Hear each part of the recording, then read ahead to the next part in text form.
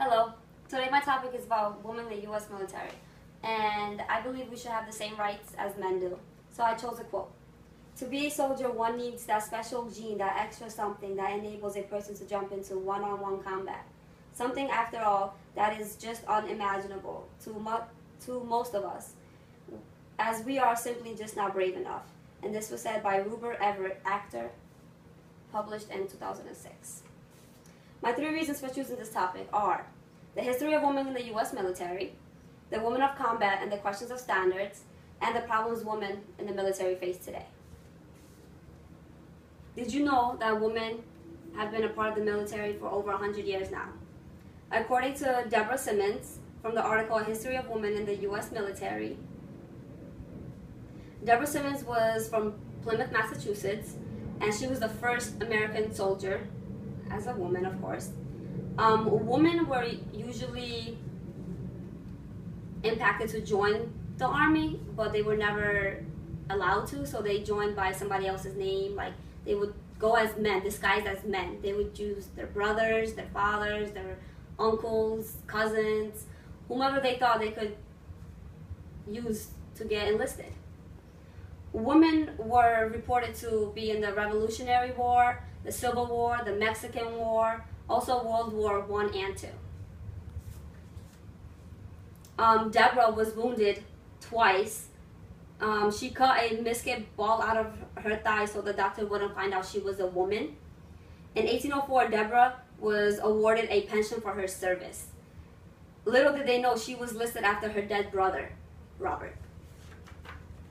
Moving on to my next point, and it's about women in combat and the question of standards. The high infantry standards are designed to keep the weak out because accommodating the weak means lives are lost and missions are failed.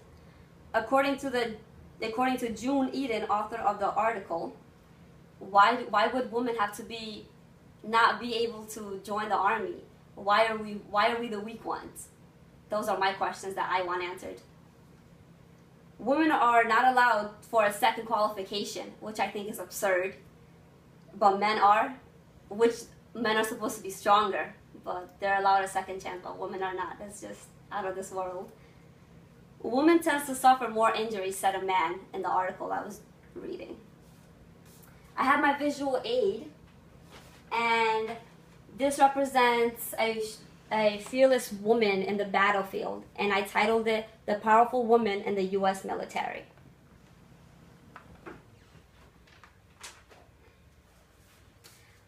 My last point is the problems of women, the problems the women are facing in the military.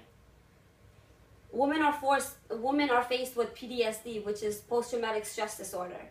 According to Penawowski, a retired veteran, women are now serving in Iraq and Afghanistan.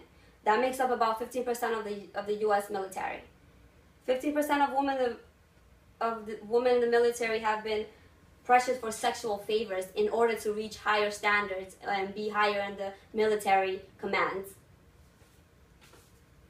In conclusion, women have dealt with so much to be part of the military and to be worthy. As of 2012, women have made up 14% of the U.S. military. More than 165,000 women are enlisted and active in the Army services, and 35,000 of them are officers today. And these are my sources that were annotated.